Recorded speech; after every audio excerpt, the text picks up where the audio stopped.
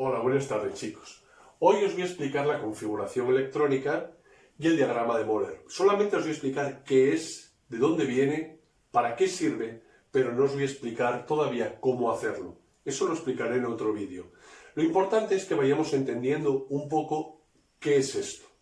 Ver las veces que necesitéis el vídeo y si tenéis alguna duda, preguntarme. Bueno, vamos a recordar.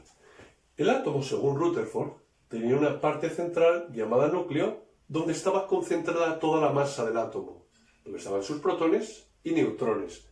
Es decir, que tienen con carga positiva. Los neutrones no tienen carga, los protones la tienen positiva. Y alrededor de ese núcleo se encontraban los electrones de carga negativa girando en una zona llamada corteza. Esos electrones tenían carga negativa y se compensaban con los protones, quedando el átomo neutro. Bueno, el problema que tiene el modelo de Rutherford es que es muy inestable para explicar determinadas cosas, como por ejemplo fenómenos electromagnéticos, así que la ciencia continúa avanzando y es Bohr quien descubre que estos electrones sí giran alrededor del núcleo, pero no lo hacen de una forma aleatoria, sino que lo hacen en unas zonas o niveles energéticos llamados capas. Que las capas se nombraban desde la capa 1, que era la más cercana al núcleo, hasta la capa 7, aquí faltarían dos capas. Es decir, puede haber desde una capa, puede haber átomos, con una sola capa, con dos capas, con tres capas, hasta 7 como mucho, y ya veremos de dónde salen eso. Lo vamos a relacionar con la tabla periódica más adelante. Bueno, pues esta capa 1, capa 2, 3, 4, 5, repito, hasta 7... ahí, en estas capas, los electrones se encuentran estables a un nivel de energético cómodo en el cual se encuentran a gusto y cuanto más cerca estén del núcleo, menos energía tienen.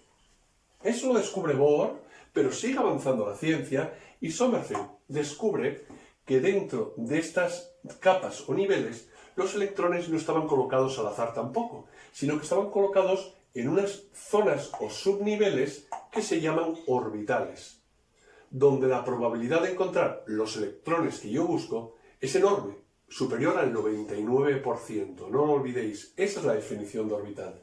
¿Cuáles son los tipos de orbitales? Pues son de tipo S, P, D y orbitales F. Voy a borrarlo porque este no es un F. Es lo primero que os sorprenderá seguro al ver esto de aquí. Me estaréis preguntando qué galimatías es esas S, P, D y F. Pues esas S, P, D y F no son más que orbitales. Repito, zonas donde la probabilidad de encontrar esos electrones en estas capas es muy grande, por encima del 99%. Los S son esféricos, son de esta forma, y caben como muchísimo dos electrones. Eso no lo podéis olvidar. De ahí viene ese S2 que se ve continuamente aquí. Significa que caben dos electrones como mucho. Como mucho significa que puede haber uno. Y también dos, pero jamás puede pasar de dos. Los P's, que tienen más o menos esta forma dependiendo de dónde se encuentre en el espacio orientado, caben 6 electrones como mucho. Repito, como mucho significa que pueden tener 5, 4, 3, 2 o 1. Fijaros que aquí aparecen P6 continuamente. D's, observaréis que hay de 10, porque los orbitales 10 pueden llegar a tener como mucho 10 electrones, recordad lo que significa como mucho, y los orbitales F, que pueden llegar a tener como mucho 14 electrones. Fijaos aquí en los F14. Bueno, aquí tengo representación de cómo es un orbital S, repito un P, y estos son dos Ds, los Fs ya ni os los dibujo.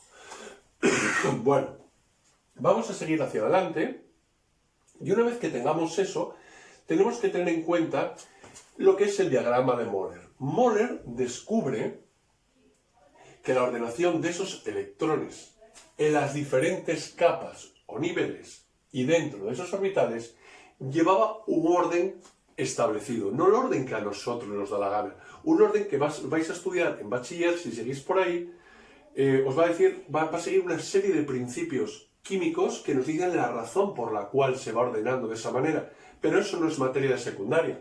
Lo que quiero que sepáis es que la ordenación sigue este diagrama, que es también llamado el diagrama de las diagonales. Es decir, se va ordenando en función del sentido de esas diagonales. Fue descubierto esto por espectroscopía, no es algo inventado, es algo demostrado. Bueno, Fijaos este 1, 2, 3, 4, 5, 6 y 7, y seguro que ya estáis entendiendo que se refiere a las capas 1, 2, 3, 4, 5, 6 y 7, que como dije antes, son las máximas capas posibles que puede tener un átomo.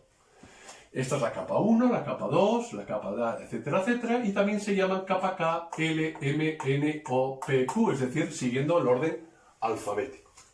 Y el número máximo de electrones que cabe en cada capa, si nos fijamos, es en la capa 1, caben 2 electrones en un orbital S, es decir, 2 electrones.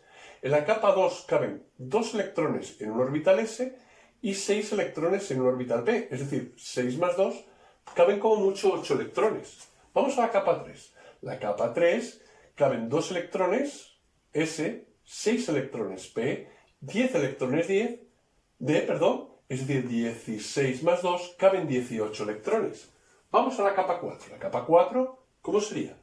Tiene 2 electrones en un orbital S, 6 electrones en un orbital P, 10 electrones en un orbital D y 14 electrones en un orbital F. Si sumamos 14 más 10 más 6 y más 2, veremos que caben 32 electrones y así capa a capa hasta llegar a la última capa, que sería la capa 7, donde cabrían 8 electrones como mucho, según lo que estamos viendo. Bueno, pues ese diagrama de Moller, que repito, haremos ejercicios, es muy importante que entendáis qué es lo que es y para lo que sirve.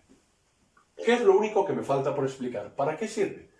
Una vez que hayamos hecho la configuración electrónica de cada elemento, es decir, sepamos cómo se colocan sus electrones en capas, vamos a saber dónde está ese elemento de la tabla periódica, qué valencia o estado de oxidación tiene, a qué periodo grupo pertenece, a qué grupo de la tabla periódica pertenece, qué radioatómica tiene, y una serie de factores que os va a parecer increíble que se hayan descubierto, pero que son reales. Bueno, chicos, copiar ese diagrama de Moller y esta teoría y seguimos avanzando en cómo se hace. Suerte.